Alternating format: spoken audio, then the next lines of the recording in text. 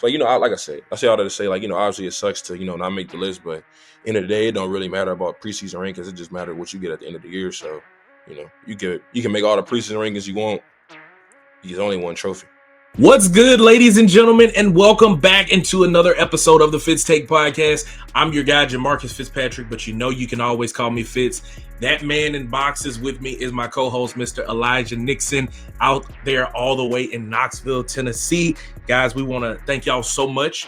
If you are a subscriber to this channel, thank you for your much needed support. If you're not a subscriber, this is the first time that you've been on the channel, please do so, as we will continue to drop some great content for you, great interviews and things of that nature. If you're listening to this podcast, go ahead and like this episode. Also, you can subscribe and download any of the podcasts wherever you get your podcast free feed from.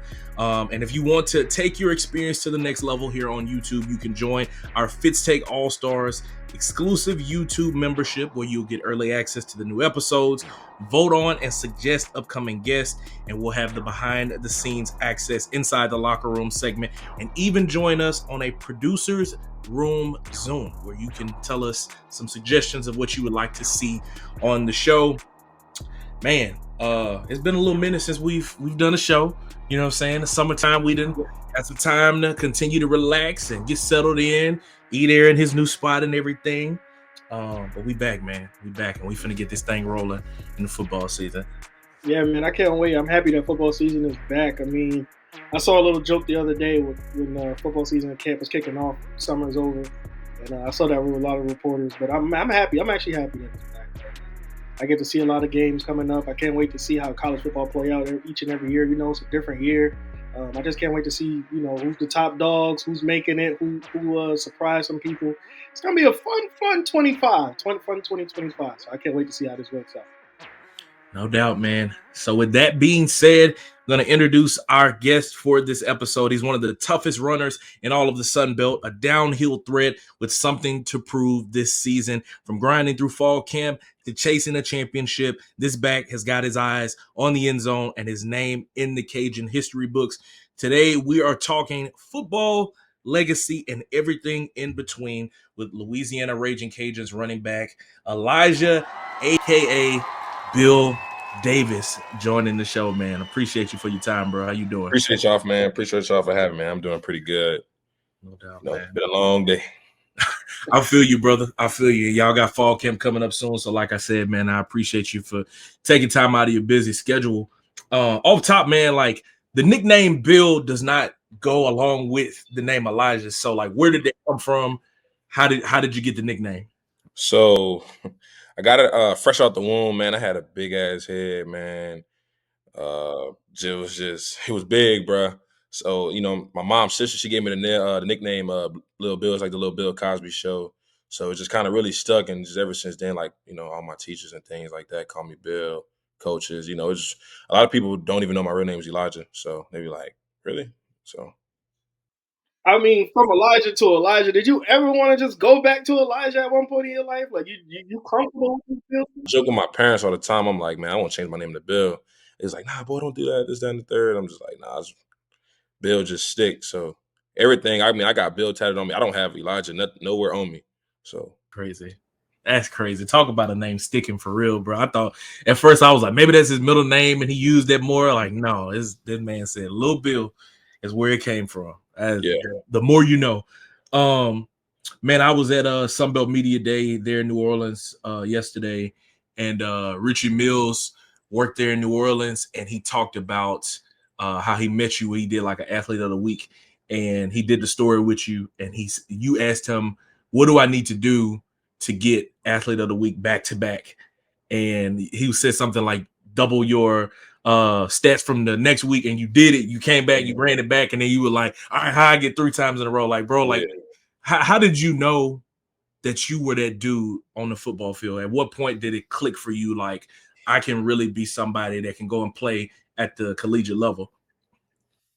So my freshman year, I sucked. Like, I didn't score a touchdown. Like, that never happened. So when it clicked, man, was my sophomore year. That was COVID. So I don't remember who we were gonna play week 1. It might have been Woodlawn, maybe. I'm not sure. but we ended up having to go to Caldwell. I don't know how. I just remember the name just like that off the top. We had to go to Caldwell, and it was like my first game. I was going to be starting, and I scored my first touchdown. I'm like, man, I can stick with these dudes. I ended up having a pretty good game. I think I scored maybe twice, and then kind of after then, it just kind of just took off. And then, it was a lot of help, playing with Gage Larvadane. He's actually with the Browns right now. He just got picked up. He played with South Carolina. So, man, that's really when it hit me just like, man, I can really play this, And then really in college, like as a freshman, I played a little bit, but not too much. But it really was, ULM. I'm like, I got 100 yards in like maybe a quarter and a half of playing. So I'm like, oh man, I really could do this. And so it's always pretty reassuring when like, man, you can stick with these guys and things like that, especially as a freshman or even a freshman in high school. But even I was a sophomore, but get the point. How did you keep that chip on your shoulder though? I mean, for you to go back and want to win athlete of the week, and then after that you still continue to compete and dominate at your level. How did you keep that chip on your shoulder throughout high school until actually where you're at now? Honestly, just knowing that, like, high school, man, it's like after this year, it's it. Like, just playing for, my teammates and just, my community and things like that was just a real big, motivation for me. And just, I just really wanted to win a state championship. Obviously, we fell short, but just that was really it, man. Just playing for my guys, man. That brotherhood, because college is a little different. You're not gonna take class with all your teammates, but for the most part, I took class with dang near everybody that was in my senior class for sure. So it's a little different because we all came in eighth grade year, and then mostly all of us finished our senior year. So just playing for those guys. What's kind of your mentality, man, when you step on the field? Like some backs are like one cut backs, some are the power backs, some are speedsters. How would you say your mentality is when you hit the field and when you're trying to, make plays out in space? Honestly, man, I know a lot of people, have different approaches, but man, I just like the game come to me. I just, first thing I see, I hit it. Don't try to get too, passive. I am a bigger back, so they're obviously going to be expecting me to, lay the boom and things like that. Obviously, I would love, I like to feel their expectations on that. So, once you start, hitting them, man, like Marshawn Lynch said, man, they can't keep taking that. So it's just, like I said, run the ball hard. You know what I'm saying? And once they kind of, I'm tired of tagging them, and that's kind of when I make a miss. So. I just got to work on my breakaway speed, you know what I'm saying? But, other than that, that's kind of my approach to it. You We're did gonna get get to hawked that. down one of them games. I can't remember what. Yeah, I'm Tulane. gonna, Yeah, yeah, I'm gonna get to that. Yeah, man. Do you remember the first time you ever ran somebody over? And if you do, what was that feeling like?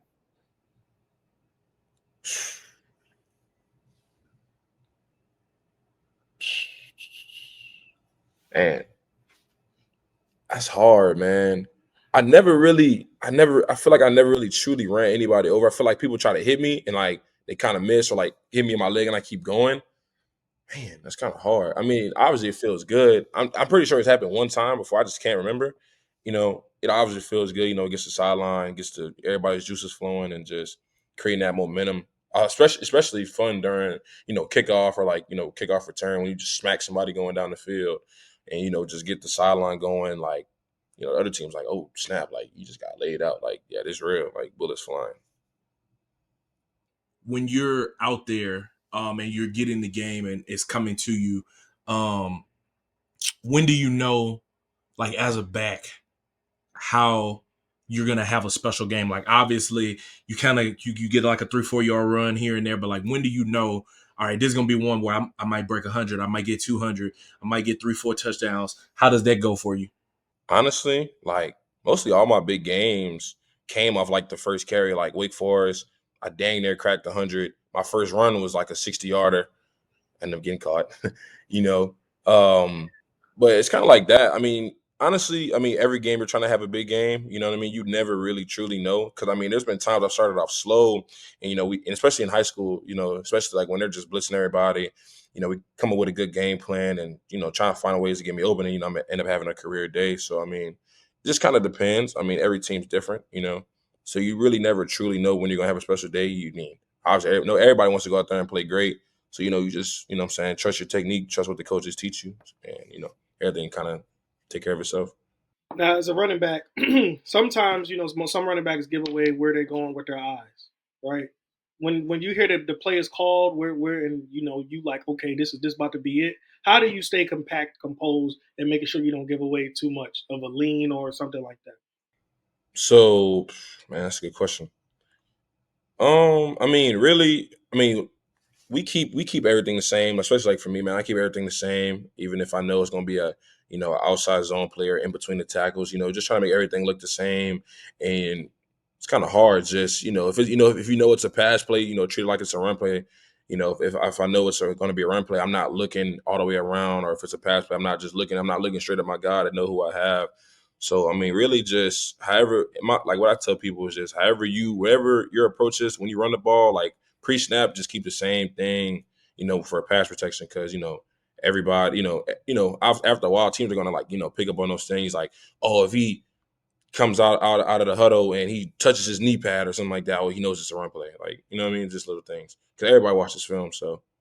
Yeah, and them tendencies always gonna show up no matter Oh what. yeah, for sure. Especially if you're balling, man. You know what I mean.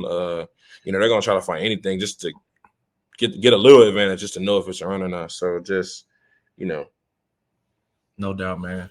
You're there with the Cajuns now. What was kind of excuse me, what was kind of your first like welcome to college football moment? Was it in fall camp? Was it some in the game? When did you realize like, all right, these boys they hitting a little bit different here? man, it probably was on the pass protection. You just somewhere down the line, especially like fall camp for sure, getting my face ran through. Because in high school, I mean, typically as a running back, you're not really doing too much blocking. You know, You know what I mean? Especially not. I went to 1A school, so not too many people are really sending blitzes because they're obviously scared of getting beat. You know what I mean? So man, that was really it, man. Pass protection, dude coming, linebacker coming straight A gap, not knowing my assignment, seeing him laid. He has a full head of steam. I'm just not getting to him. He's damn near to the quarterback, just getting run over, getting clowned about it in the film room. So that was kind of like my welcome in the football moment for sure. Now, like you said, you came to it from a 1A. I'm not sure how simple or how complex the play calling was from high school, but you working with an offensive mind with Mike Desimo and with Tim Leger. How have they simplified it for everyone for them to understand it? And then even like a freshman that just walked in, how have they simplified it, or do they keep it still at the same level where everybody has to understand at that complex level? I mean, when you come in, especially at running back, I always tell my guys, when me and Zion are, coaching up the freshmen and things like that, man, like just know your assignment first. Don't try to know everybody else's assignment. Just know what you have to do first before you can tell somebody they're out of position. The playbook's not complicated. Everything makes sense. Like, especially like when you're reading the play, like, okay, yeah, that makes sense why it's like this.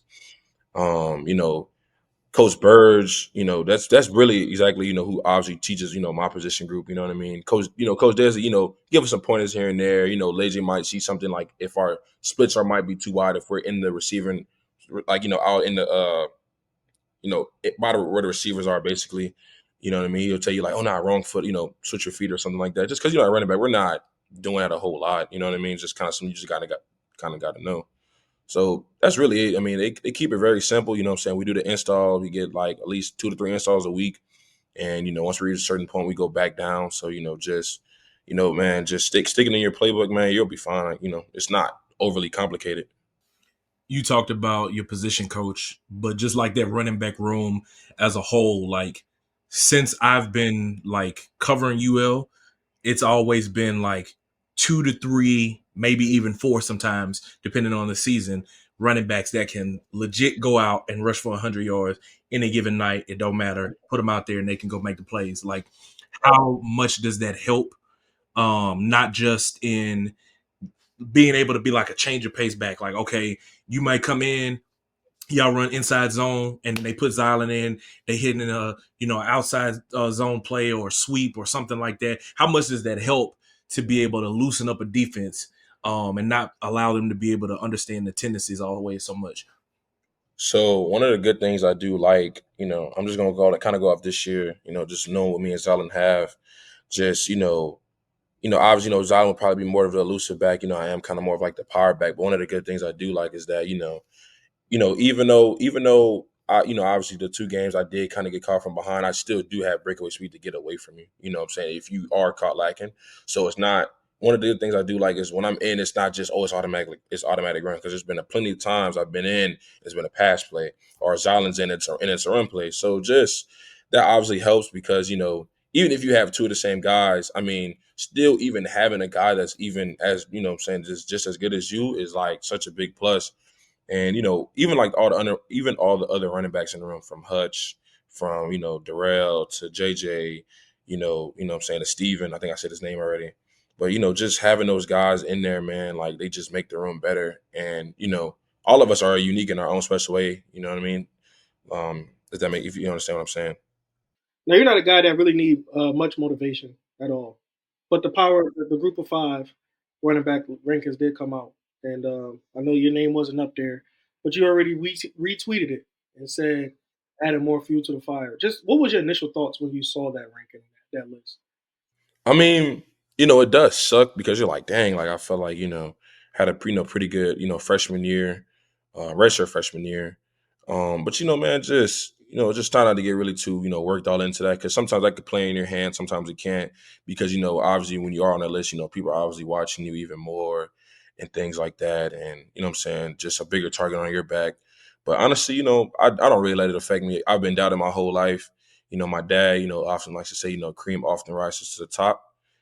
So I was just kind of stuck with that, and I actually put it on one of my Instagram captions. A lot of my teammates didn't get it. It was after we played Wake Forest because I had a really good game and things like that, and against a Power 5, Power 4 team and things like that. So not obviously feeling like I arrived, but just like man, like that was another time I was like, yeah, I really can do this. Like if I'm doing this against P4, like I'm gonna be fine. So like I said, I say all that to say, like obviously it sucks to not make the list, but end of the day, it don't really matter about preseason rankings. It just matters what you get at the end of the year. So, you can make all the preseason rankings you want. You get only one trophy. But hold on, but to be fair, I wouldn't have got that either though with the tweet, with the cream rising to the top with all this weird stuff going on with Diddy. Yeah, I would yeah, have been like, "Hey man, what you talking about, man? What you yeah, talking yeah. A about, lot of my teammates, man, it was giving me a hard time about it. It was like, bro, what? I'm like, nah, bro, y'all don't get the analogy.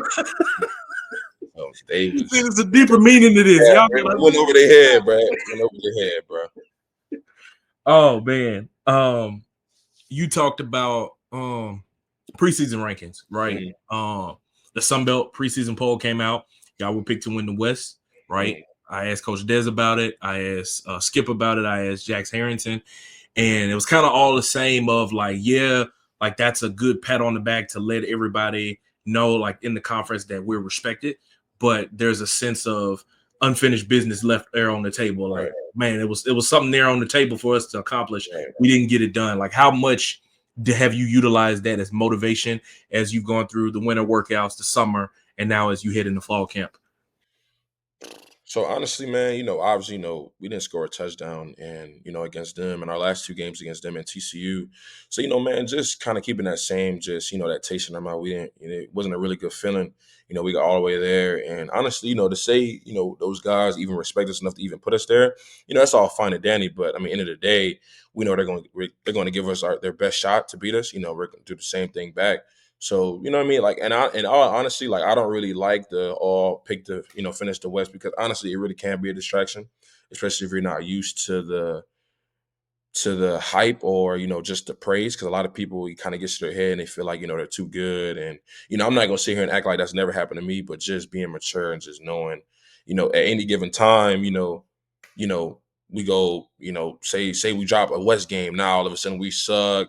Let's not forget how everybody after Coach Dez's second 6 and 7 season, that was just my freshman year, they was calling for his job and things like that. Now we get to the Sun Belt Championship. Now he's the best coach ever. He's better than Billy and things like that. So just staying composed, man, and just, not letting the outside media just dictate what y'all have going on. Because when you're high, everybody's riding for you. Oh, they're so good. But when we lose, all of a sudden we suck and they're never going to be good again. Oh, this is Billy's old team and things like that. So you just can't just get too high or too low on the praises and, the hate because, it will drive you crazy. I mean, to go back to that question though, to be completely like, I want you to be completely real. Do you feel like you're the best team in the West? Do we feel like we're the best team in the West? You feel like you're the best team in the West? Confidently, yes. I'm not gonna sit here and say ain't anybody's better than us. I definitely feel like we are the best team in the West. I definitely feel like the Sun Belt title runs through Lafayette, Louisiana. So I wholeheartedly believe that. I like that. I like that. Man, y'all got a new stadium that just got renovated. I was talking to Jax, and he was like, man, he was seeing the renderings on his recruiting visit, which that's crazy because Jack's been there like 6-7 years now. Right.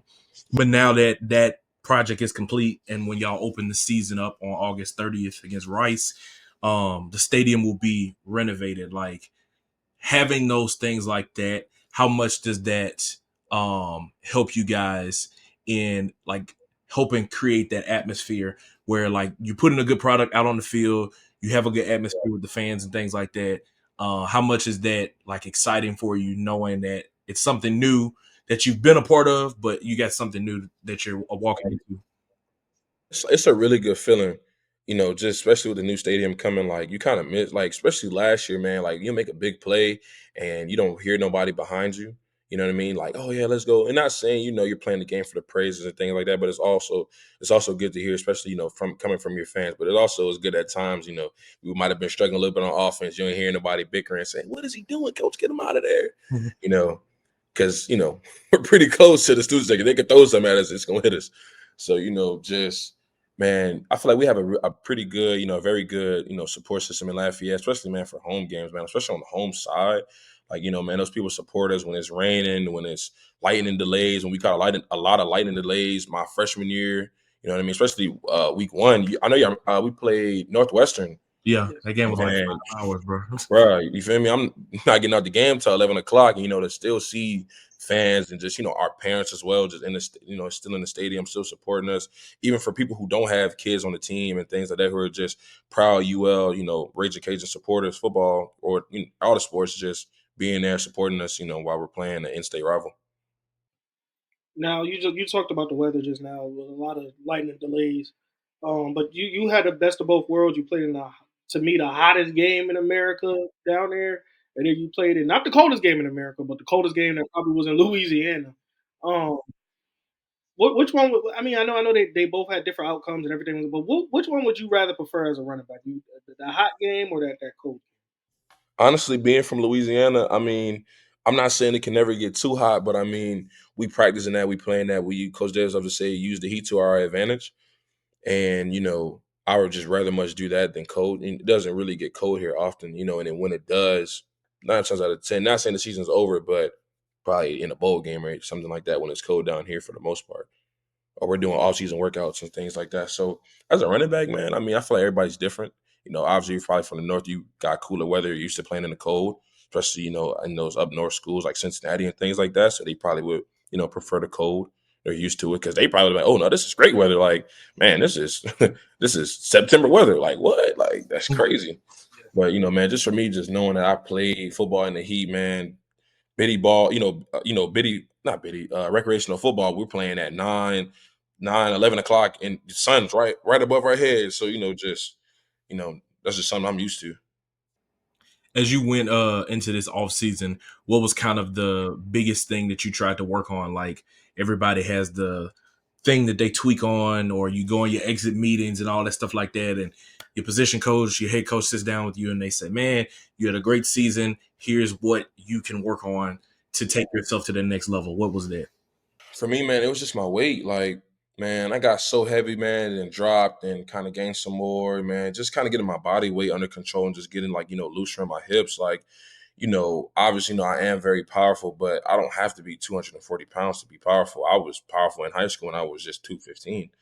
You know what I mean? And just, man, just maintaining my weight and things like that, man, and just having a good diet and just knowing what I can and what I can't eat and just really having a bigger picture in mind. Obviously it'll be nice to go eat McDonald's and, Popeyes every night, but I ain't gonna feel too good during the game or, you know what I mean? That's just how, little injuries and things like that happen, hamstring tweaks, back spasms. And, that was just the main thing Coach Burris wanted me to work on, man. And he was on me every single day. Like a lot of people don't know this, but I'm sending pictures of my food, what I'm eating every single day, even on the weekend. I'm sending a picture of the weight. Even though they give us the weight, you want to see before I eat, after I eat, man, it was a whole process. Literally, I was showing my roommate this other day from whenever the season ended, we got back from literally January until like April-ish, you know what I mean? Whenever like not fall camp, whenever spring ball got over. And, I was, I kept it down. And, he told me the other day, man, he's just so proud of me and things like that. And, I was taking everything serious and just how much I've, matured since I came in as a freshman, just with my weight. Because for me personally, that was just the biggest thing, just my weight. What you weighing now? I'm weighing 225 right now. I know NCAA, they still got me at my old weight at 235. So I'm weighing in at 225 right now, man. The goal is to, play between 220 and 225. So, I mean, I would love to get down to at least 220. And I definitely feel like I definitely can, especially in fall camp, going to be sweating a lot and things like that, sweating even more and things like that. So just, I don't want to get too low, obviously, where I, lose my strength and things like that. But just, having, Now, it's a two-part question that I'm about to ask. Was that mandatory that you had to send the pictures before and after? And then the next question was, what was the hardest food you had to give up? Louisiana is known for a lot. You got Telly's, you got Laura's, what was the oh yeah, no, I ain't gonna lie, it was mandatory. Like if I didn't send him a picture, like he'll be blowing on my phone. What you ate? And, it never got too bad. He might have had to remind me like once or twice. So I never had to see what the consequence was if I kept doing it. I respect Coach Burns a lot and things like that. So I wasn't trying to get on his bad side because once you're on his bad side, he gonna keep getting on you. Obviously not in a bad way. Obviously, he wants what's best for you and things like that. And with the food I had to give up, honestly, I'm a big sweets person. So kind of like my motto is, I eat right, what I'm saying, during the week, to the best of my ability. And probably like I usually try to do it on like Friday after like a workout. I might go eat hibachi, Even hibachi's not bad, but the rice and the noodles and just how much butter and things like that they put on it. Or if it's like a hard Friday or we just got done doing something hard, probably going to sushi masa, all you can eat, That was probably the hardest. And I think the hardest is, man, just figuring out what's going to be my cheat meal or whatever. Not a cheat day, because I think that's where I also went wrong. I used to have cheat days where I would just in the morning or Saturday would probably be my cheat day, whole day. Wake up, get some donuts and some Jet coffee. Two bad things to eat. Then on top of that, a little bit later, I'm going to the Park Day Oaks to get something from the food truck. Get some Wingstop later that day. You know what I mean? And I feel like shit on Sunday. Come back Monday, I'm like, damn, how the hell you got 5 pounds heavier? That's why I ate a whole day. Man, a lot. Everybody who know me, bro, I like to eat, bro. You know what I mean? I did that for my family. So, it's a blessing and a curse. So just for me, my food just stick to me. So I don't know how some people be losing 10 pounds in the practice. Most of my loss was 5. Yeah. Some people do. 3. Yeah. You talked about a little bit about the food. This is for fun here. Like recently, Mr. Chime Time. I don't know if you follow him there on Instagram, but he's been here in the 337, and Lafayette been doing good. The ratings have been doing really good. He just posted one earlier today with Laura's, and he gave her a 9.9 out of 10. I think that might be the highest he's ever done. Yeah. And you from down there? Who did he give it to? You said to Laura's. Yeah, and he did JB's. I just seen that. He did. Yeah. JB's. Yeah. I've seen that. So, which one is better, man? The 3. I'm gonna be honest with you. Knowing that it's really two different foods and like how New Orleans people cook their food versus Lafayette. Like the one biggest difference was like when I ate Crowers, I'm like, bro, why is it got so much seasoning on the shell? Like respectfully, New Orleans, everything's in the inside. So I didn't know what dip was or anything like that until I got here. I'm like, dip. I'm like, nah, I don't need that. I tasted it. I was like, I might need a little dip. I'm not saying it was bland, but it was just a little different. You know what I mean?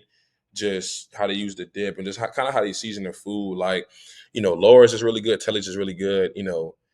But in my opinion, I feel like a lot of people when they go to New Orleans, they don't know what to get because everything is so spaced out. So, like my friends, they went to New Orleans and said they got some Asian food. I'm like, of course it's not good. You went to New Orleans to get Asian food. Like, of course that's not going to be good. Nah, it is some good Chinese spots out there, but like, come on, bro. But that's how I really feel. Like for example, like Neo's. Like I feel like Neo's is probably they would make a killing if they were in Lafayette. Like there's better steakhouses than Ruth Chris in New Orleans. You know what I mean? And I just feel like a lot of times I feel like a lot of people just don't know because a lot of the good spots are in kind of like the hood type areas where it is kind of rough around the edges, you know what I mean? Holding the wall spots that a lot of people just may not know about because it's not publicized, not like a media attraction. Not a lot of tourists are going there. You just kind of got to be from the area, you know what I mean? This kind of thing. Because not a lot of people are going there that are with the phone, you know what I mean? For sure. Well, you should be happy to have that debate because I'm gonna tell you something about Knoxville, Tennessee. There's Oh, no yeah. country. I ain't gonna lie. I think the best thing Tennessee got, bro, is Hattie B's. But that's not here. That's like Jackson and Memphis. Nah, Hattie B's, man. They had that in when I went to where's Vanderbilt at? In In Nashville. oh wait, yeah, wait, y'all don't have that in I'm in Knoxville. they don't have that out there? Heck no, man. Look. Oh, so it's not like a chain where I thought it was a Tennessee thing. Nah, man. Let me tell you. Somebody told me today. They was like, man. So I was working out. It was like, oh, so did you gain weight? Did you? I was like, I lost. Yeah, There's I ain't nothing gonna good out lie. here. I mean, y'all probably got some good barbecue. See, that's what I try to look, man. I'm looking. I'm looking.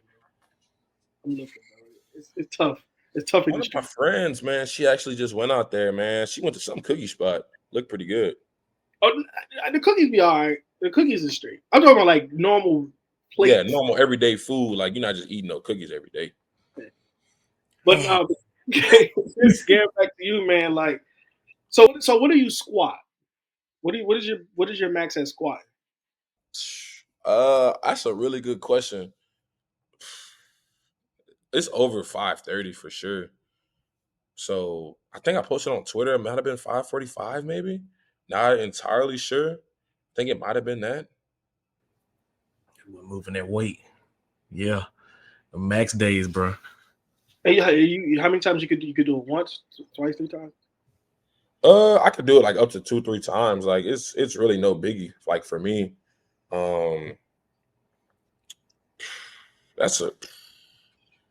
It's kind of weird because when we're squatting that heavy, we're not doing it like a lot. It's kind of like we're maxing out for the most part. Like for the most part, when we're doing like reps, I kind of stay like 475. I don't do 5 plays just regularly. Oh, that's real. That's real. Especially like once you get to end season, because like Oh nah, yeah, end nah, for season sure. lifting is way different than when you're building towards getting stronger and faster in the off season. Oh yeah, nah, for sure. My TikTok algorithm has put me in a lot of like guys getting ready to go to fall camp and they like giving advice to like incoming freshmen and all that stuff like that. So y'all report day is next Friday. What is your Remind me. what is your biggest piece of advice and like what is the number one thing that you have to do like when it comes to being able to like wind down when you're in fall camp? Like you're asking me like not necessarily how to get through fall camp, but like what's my mindset when it's all going on?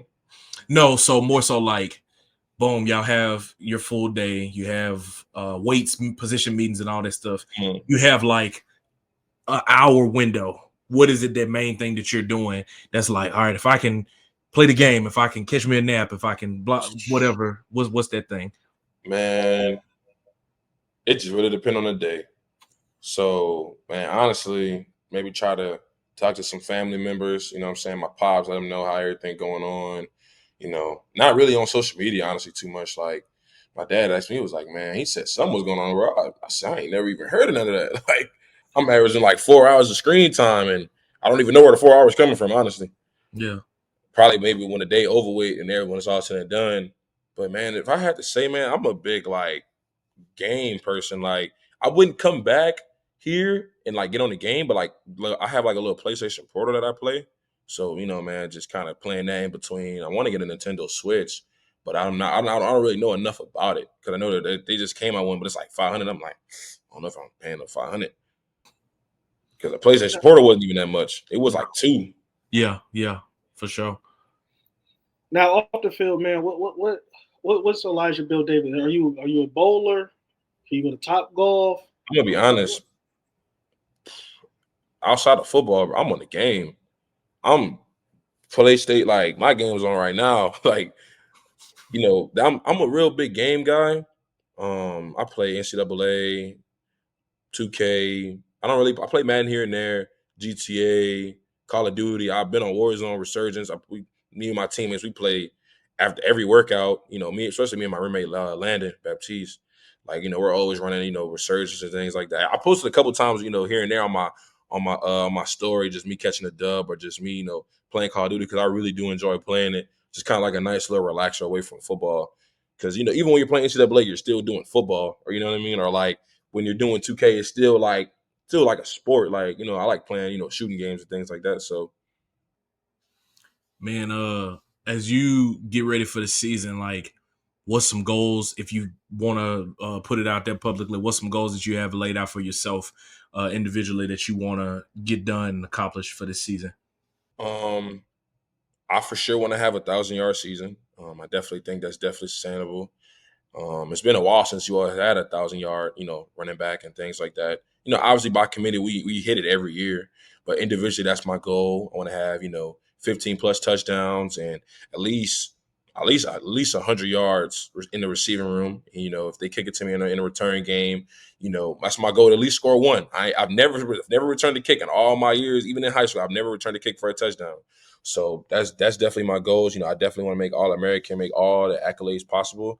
And Ashton Jennings showed us it's possible, for you to be on the Heisman watch list. And obviously that's a long term goal and things like that. Um, you know, obviously, some things kind of got to go your way. Your team has to be good. You know what I'm saying, for you to even be considered in the nominee and things like that. But it's that's personal goals. And then obviously, team goals, man. I obviously want to go back to the Sun Belt Championship, like that. I've never won a ring since I've been playing football. I don't have any hardware to prove, nothing, like nothing, like not a runner-up trophy, nothing. And so that's pretty much it, really. Like, first team, All American, so. Um, what can you say about this group that's kind of different from last year? One thing that definitely makes this group different is just, we have new guys stepping up, in Lunch Winfield, he's leading. Because, last year, man, for the most part, like, you had Ben Wilders who's been there for a while. Like, it's not saying it's expected for him to lead, but he's been there the longest. Like, maybe not at the school, but he's the oldest. You know what I mean? Obviously, we have Jax. He's still leading. You know what I mean? He kind of passes over to certain guys. Like for the most part, last year it was really Ben. Ben would talk a lot. Nobody really said him and Casey. Both of them would say stuff. But like, this year we have different guys saying stuff from Lunch to Daniel to Jax. George Jackson says stuff. Mackey breaks it down sometimes. Cam Whitfield breaks it down sometimes. So just different guys leading. And that's like the one thing I do like because it just shows that everybody is involved. And not saying it wasn't like that last year, but just how different guys are stepping up and kind of coming out their shell and things like that. So that's what I think is the most different from like last year's team. And I definitely think like this year it's like we gotta have an identity. Last year it was like we had to be good, like it was no choice. Obviously the same thing this year, we have to be good, but it was more so like, man, this was a lot of guys who played together, who have been here since 2018 when Nate recruited them and things like that, who didn't get a chance to play in the 2021 championship because a lot of them were young. They had other guys in front of them. So just that was more of like a veteran team. This one I feel like is more, we're not old, but we're not young. We still have experience in certain groups. Like, you know what I mean? We're not old, but we're not young. We have guys in spots who have played, who knows how it feels to, be in the conference championship. That's the good thing. So we know how that feels. We know what it takes. So it's not like last year's team where it was only a few of those guys knew what it took to get to the championship, because a lot of us either weren't here or we're just too young. For sure, man. Got a couple questions from social media. Terry Johnson on Twitter says, "Who's the third best running back in the room behind you and Zylan?" Honestly, like I don't even like people saying that like me and Zalin are 1 and 2, or however they have us, because honestly, bro, we're all good. Like they're not going to recruit anybody who can't replace us. Like that's not their job. Their job is to replace us in every recruiting class. So for them to even say who's the third best, like bro, we all can play. Like bro, like JJ Gardner, even though he's just getting here, he's just in the playbook, bro. He's a baller. Like he would not be here if he sucked. Like Darrell Smith, like he's a freshman. Like man, he made a cut, man, during like spring ball. I'm like, oh my God, like he was just electric. Like bro, he's nice. And like just seeing that as a freshman, like me being older, I'm like, oh yeah, like this kid's gonna be nice, but it also makes me push like bro, he could take your job. Like, just because you the second team, whatever, you know what I'm saying, just of the Sun Belt, like that really means nothing. Because at the end of the day, the coach got to win. So, that's like the one thing I do love about everyone, because at any given time, anybody could break one. You know what I mean? If it's blocked up the right way, you could go. Like, and guys can create for themselves. So, like, Hutch Swilly, he's nice. Um, Steven Blanco, he's nice. Like, we don't have guys who just suck. It's just we don't have a young running back room. We just have, out of me and Zion, we're just the two with the most experience. But those guys can play too. They just haven't had the chance to yet. Mr. Thomas 504 says, what was your greatest high school game and who did you play against? My greatest high school game had to be St. Thomas Aquinas, because we lost it in my junior year. I don't think we went to overtime with. We might have went to overtime with them. They stormed the field, man. That was like the first game I ever cried, and just keeping that same shit, bro. And then we had to play them in basketball too, and they just kept reminding us how. And then we lost to them in basketball too. So that was a game I had 7 touchdowns. Like, I had like 300 yards. I was like 27 carries, like 300 yards, 7 touchdowns. And so, like, that was probably my greatest game, man, because we just curb stomped them. Like, they couldn't hang with us, And I probably would also say Newman, even though we lost that game, just because my sophomore year, I felt like I really didn't get a chance to really show what I could do against them. Junior year, we couldn't play him because that's when Ida happened, and that was in one of our first games. That was like one of our first 3 games we couldn't play because of Ida. So senior year was like my time I really got to like show what I could do, and like, put the world on notice. Obviously, Arts is a big name. You know what I'm saying? People that's gonna be on max preps and things like that. Obviously they beat us and things like that. That's because that was a really good team. But just for me personally, man, that's what I want to do. Just show everybody, like, bro, I could ball. Like, I knew I was gonna have some eyes. They had no choice to be like, damn, who the running back is? Like, well, you told that thing, like. Last one from social here. I Am Walker says, what would you rate the new NCAA 26, and are you happy with your rating? The new NCAA 26, it doesn't suck. Like, it's not bad. I don't know honestly how they compare it to last year. I know they have some different things where you can't throw cross body, so they made it more accurate. But I mean, it's like a video game. People like to say it's going to be copy and paste, but it's only so many things you can do in a video game. Before, it's just kind of the same game, just a new T-shirt or something like that they added. Like, it's just kind of how the video game world is now, because they can't really change the graphics too much. Like, it's as clear as you gonna see the person. Like, they even make the people look like them now. So you can't really get any much better. I like the stadium post. I like that. It's just, and like how hard it is to just call plays and just kind of put you in the sense of like how they're feeling. Ohio State versus Michigan. Ohio State's playing in a big house, and they got to kick a game-winning field goal, and that kicker's probably nervous as hell, but you don't know that because you're not there. You're just watching the game. Yeah, man. You got anything else, man? Man, my only question I got for you is, man, if you could help us get somebody on this podcast that you close with, whether it's an occasion locker room or if it's any other locker room across a college, who would it be? And whoever you say, man, you got to help us get, or help him get on this podcast. Honestly, man, I honestly want to say my guy, Jake St. Andre. Yeah. I say him because he just got put on scholarship. And I honestly, like, I say him because, like I say, him or like, Elam or, even Caleb Cabody. But I probably say Jake St. Andre's probably the first person that comes to my mind. And that's just because, like, man, from a walk on, like, I live with Landon Baptiste, like, he's a walk on. And I would even love for y'all to do him, but more so Jake, just because now he's actually on scholarship. Now he's not saying he went through the walk on process, but he did what every walk on wants to do, get a scholarship. And just like how every day he came to work, like nothing was promised to him. And, you know, obviously, I know it was probably nerve-wracking for him because, you got to understand how many cuts he probably been through, and, how many times, it was probably nerve-wracking for him because, he was behind some guys like, Carmichael, KC, what's the guy's name? Number 6 from my freshman Gant.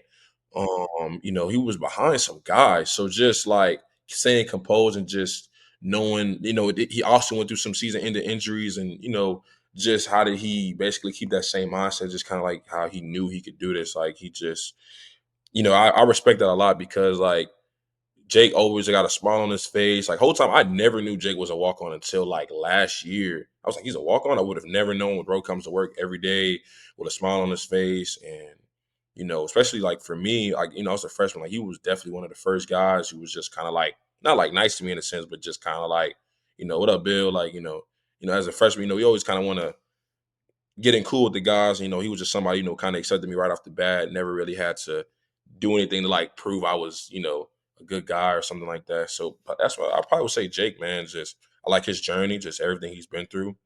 And, I just feel like he's definitely one of the good leaders. Anytime he hears me complain, like, man, Bill, shut up, stop crying, or something like that, just things like that, man. Just holding me accountable. I definitely think he's a good guy to get on this podcast, man. I just like his story, just a very, overall well-rounded dude. Yeah, we can make that happen, man. Yeah, Jake been around for a little minute, man. I've been keeping up with that. And I covered Landon in high school when he was there Southside. So for sure, man, we'll make it happen. And like I said, bro, we appreciate you for taking time out of your schedule, man. Good luck to you in fall camp. Stay healthy, stay hydrated. Good luck to you on the season. And we'll be talking to you soon, man. We appreciate you. Yeah, no, for sure. Appreciate y'all.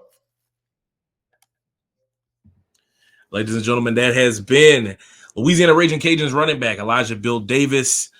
And man, excited to see what he's going to be able to do this season in the Vermilion and White.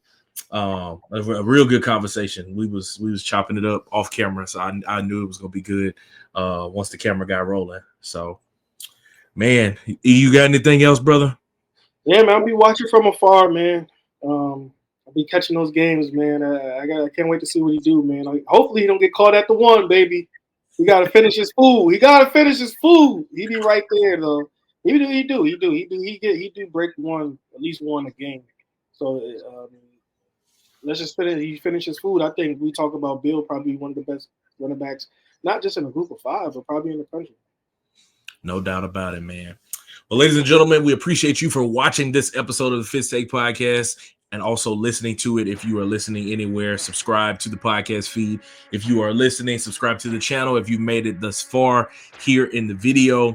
Signing out for Elijah Nixon, I'm Jamarcus Fitzpatrick. We'll see you guys next time.